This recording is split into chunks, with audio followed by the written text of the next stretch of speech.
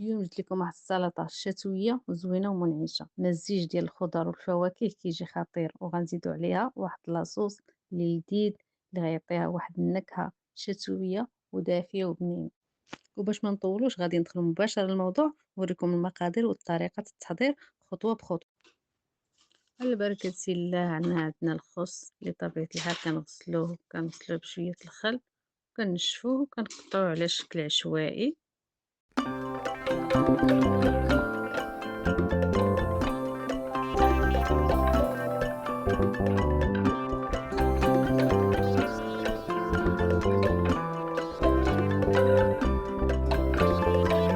عندنا واحد مطيشة حتى هي كنقطعوها على أي شكل بغينا.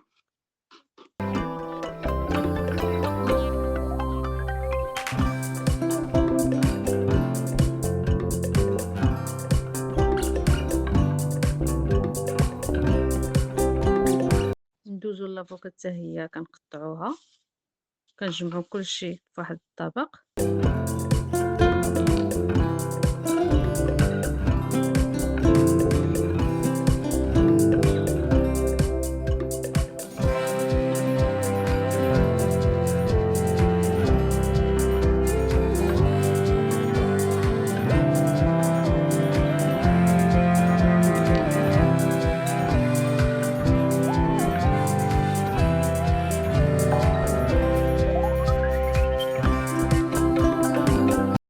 بعد ما قطعنا التفاح حتى هو على أي شكل بغينا كنضيفوه للطبق ديالنا.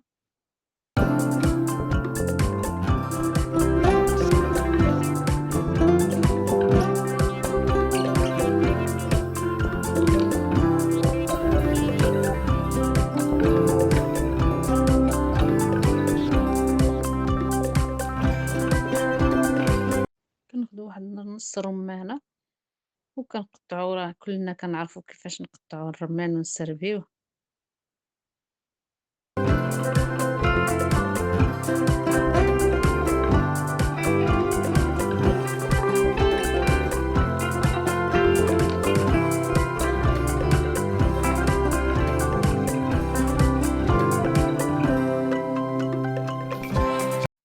كناخدو البرتقالة ديالنا حتى هي كنقشروها كنقطعوها على الشكل اللي موضح في الفيديو، كنجمعو كلشي في الطبق.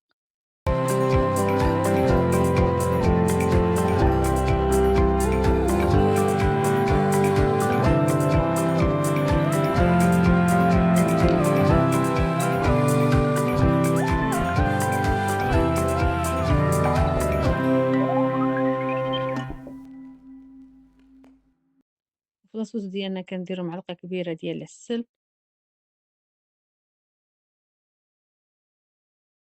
ومعلقة كبيرة ديال زيت الزيتون،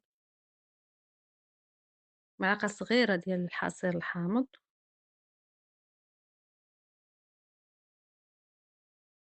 وملعقة صغيرة ديال الملح وإبزار والزنجلان.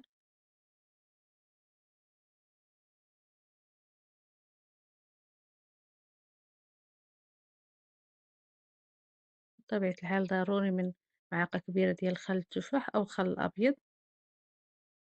كنخلطو هاد العناصر كاملين وكنضيفوها لسلطة الخضر وكنخلطو بطبيعة الحال كنخلطوها مزيان.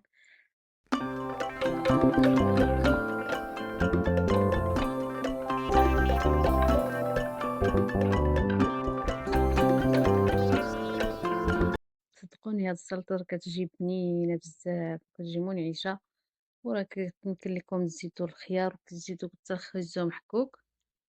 وهي السلطة الشتوية ديالنا هي واجدة، وكنزينوها بشوية ديال الكركاع وشوية ديال الزبيب، تيبقى تزيين اختياري. وإلا جربتوها قولوا لي الرأي ديالكم في التعاليق، وما تنساوش ديروا اللايك والاشتراك. المطبخ سهل وبسيط باش يوصلكم كل ما هو جديد. شكرا لكم على المتابعة، ونلقاكم في الوصفة الجاية إن شاء الله.